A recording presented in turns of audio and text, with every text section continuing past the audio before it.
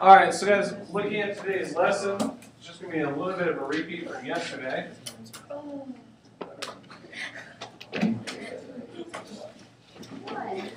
So, guys, what I want to do real quick, please, if you don't mind, is I'd like us to take a few moments. I'd like us to review some basic concepts from our types of magma. Now, from yesterday, especially from the reading, you guys should have picked up on the relative silica amount for felsic. So, how does the silica play a role in felsic? I guess is it high, low, is it medium? Where are we at with silica content for felsic? Yeah, felsic is going to be really high silica content. So let's make sure we write that down. So we have high silica content.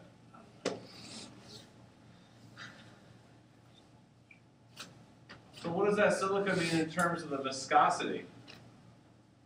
It's really as high. Yeah.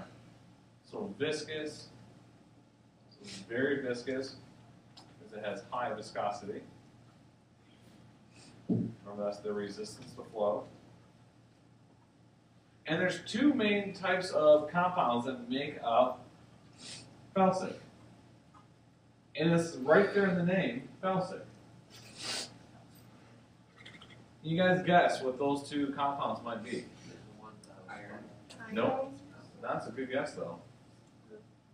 Silicon, yep, silica's one of them, that's the sick. And iron. And how'd you get iron out of that? Fe. So we have Fe for iron, and then SiC for silica. So we have high iron and silica. And typically where we find felsic magma is going to be on continents. So these are continental. So when we think about the type of volcanoes that might be spewing out felsic lava, these are typically going to be continental volcanoes. Mount St. Helens is a perfect example of a felsic volcano. And again, this magma tends to be very explosive. And that's because of the high viscosity, right? It resists flow, so it plugs up really, really easy. So it builds up a lot of pressure behind the plug, and then it just blows. Now, mafic, now let's do this again. Typically with felsic, we get rocks such as granite. So granites usually come from felsic magma. So a lot of times what you're going to hear us discuss, especially in the next unit, we'll talk about the fact that most of the continental crust is made out of granite. So we say it has a granitic crust. But now we go down to mafic, and mafic has a much lower silica content.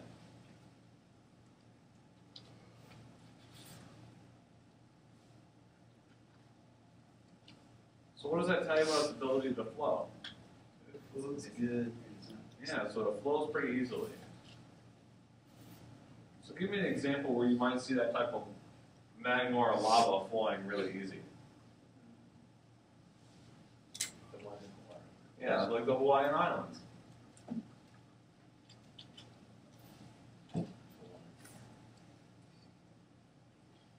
So Hawaii is a perfect example of mafic magma. And we still have, even though we're low silica, it's still pretty high. I think the percentage is like 50 or 60% silica. So it's still pretty high, but it's not as high as felsic. I'm just going to write low. But there's something else that's in the mafic as well. The F is we still have a lot of iron. We still have a lot of silica, that's the ick. But then we have this Ma. Magnesium. Magnesium. So when we look at mafic, it's a lot of magnesium, iron, and silica.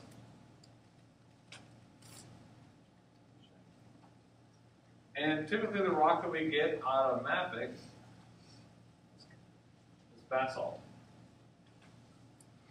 And that's the pronunciation if you're across the big pond. Otherwise, the rest of it just call it basalt.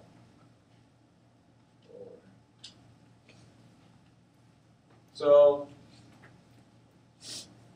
felsic typically is continental. Where do you think we're going to find mafic? No. Ocean. So these are your oceanic crops. Typically going to be mafic. Ew.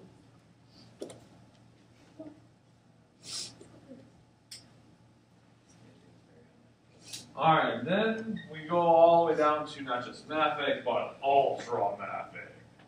All right, basically all that means is it's like super mafic, right? That's what basically all ultra means. So our silica is at an all-time low. So super low levels of silica.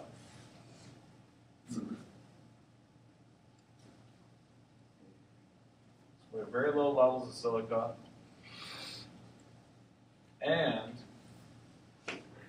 ultramafic is very deep in the earth. So you will never find ultramafic magma coming to the surface. It cools inside the crust.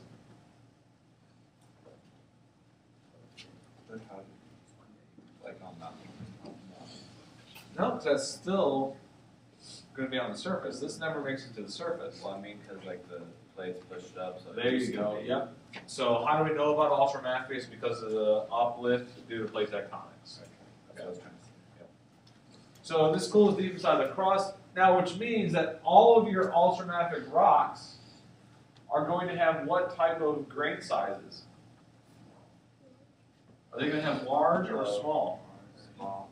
Why? Because they have a lot. Well, they'll be large because they have a lot of time. There we go. So since they cool very slowly,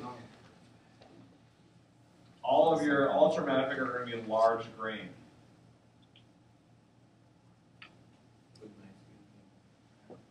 No, gneiss is a metamorphic rock. So an example of ultramafic, I want to say gabbro, but I'm not sure. We'll put that down there. I'll probably make myself a liar question there. Now what I need you guys to do is open up your textbooks to section 5.2.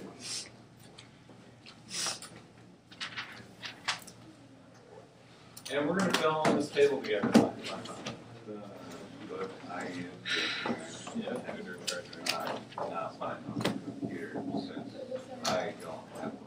Look at this table. Notice that it's split into extrusive igneous and intrusive igneous, and then these 4 types of magma. What rock have we seen a lot in this class where we had that really glassy texture to it? Obsidian. And of course, obsidian is definitely going to be extrusive because it cools so quickly we have no mineral grains that show up.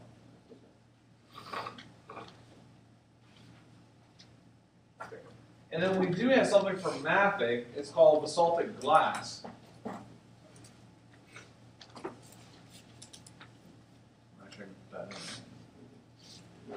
And again, all the glass means is that we can't even see the mineral grains. They're literally so fine or non-existent that you don't even see it. It doesn't mean it looks like glass. Obsidian does have that very shiny, glassy look to it. But when we say that something has a glassy texture, it doesn't have to have that shine. We can have very dull pieces of glass where we don't see the mineral texture. What do you notice about the ultramafic in that row? There is nothing. Why is that?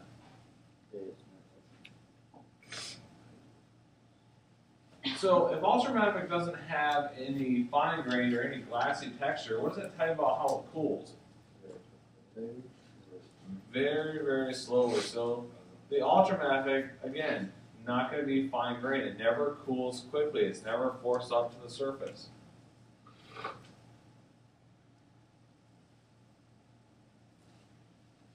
Now a couple more with the extrusive. We had the rhyolite for the felsic, as well as the dunite for intermediate. Now you guys have seen the rhyolite before. That was that white rock that was in your rock sets you guys saw yesterday. Rhyolite, typically, geologists, when they're looking at volcanoes, they want to say, well, what kind of eruption did this volcano have before? It's usually indicative of the type of eruptions they're going to have in the future. So what they do is they start going around and they look at the geology. And when the geologist finds rhyolite, what does that tell them about the eruption of that volcano?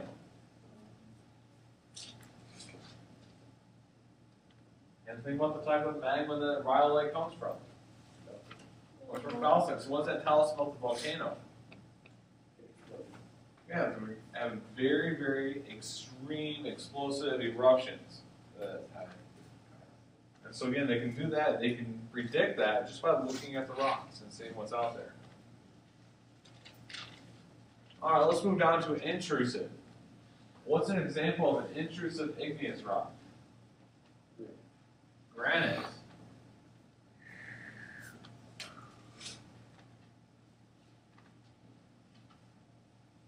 And then we have diorite.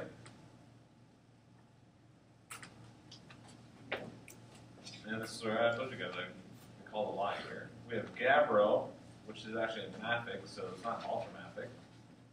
And then we have peridotite.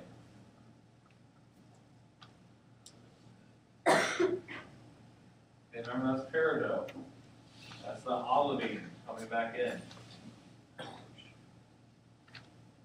And then we're going to have these really weird ones that are called pegmatites.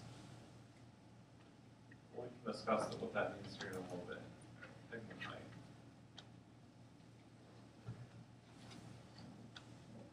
So those are some different types of igneous rocks that you can see. In each one of those, they tell us a lot about the magma that they came from and what that tells us about the magma in that general region.